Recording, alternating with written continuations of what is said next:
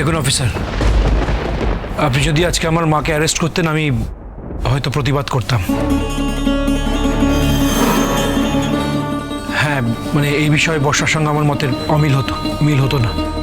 তবে এইটুকু কথা আমি বলতে পারি, আজকের পর থেকে আমার মায়ের সঙ্গে আমাদের দুজনের কোনো বন্ধন থাকবে না।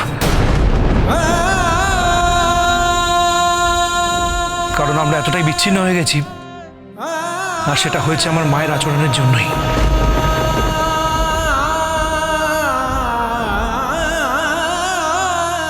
আসছি। অতি ভাই, আমি ঠিক আছি, আমি। না মা, তুমি ঠিক নেই। এই কথা শোনার পর কোনো মা ঠিক থাকতে পারে না। তুমি যদি ঠিক থাকতে আমার থেকে বেশি খুশি আর কেউ হতো না মা। আমি চাই না আমার মা কোথাও হেরে যাক, বিশেষ করে তার সন্তানের কাছে, সন্তানের অন্যায়ের কাছে। আমি আমার মাকে হারতে দেখতে চাই না। তাই বলছি, বি স্টেডি। কাকিমা, আমরা সবাই তোমার সঙ্গে আছি। আমরা জীবনে কোনোদিন তোমাকে ভুল বুঝিনি, আর কোনোদিন তোমাকে ভুল বুঝবো না।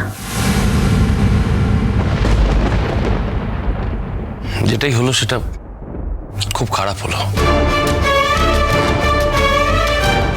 ঠিক হলো না সেটা।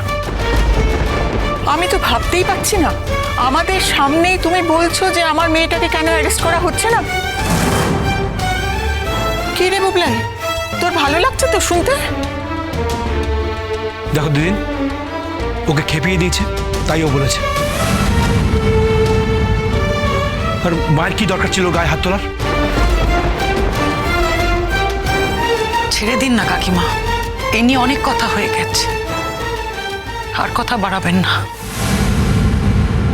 বৌমা,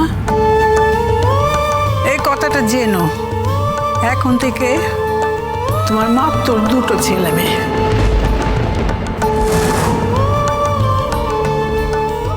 জেনো, সন্তান যদিও বা তার মার থেকে মুখ ফিরিয়ে নিতে পারে, মা কিন্তু কখনো এই কাজ করতে পারে না। তাই আজও আমি এরকম অমঙ্গলের কথা ভাবতেই পারবো না। আমি এখনো জানি আমার 3টে ছেলে মেয়ে।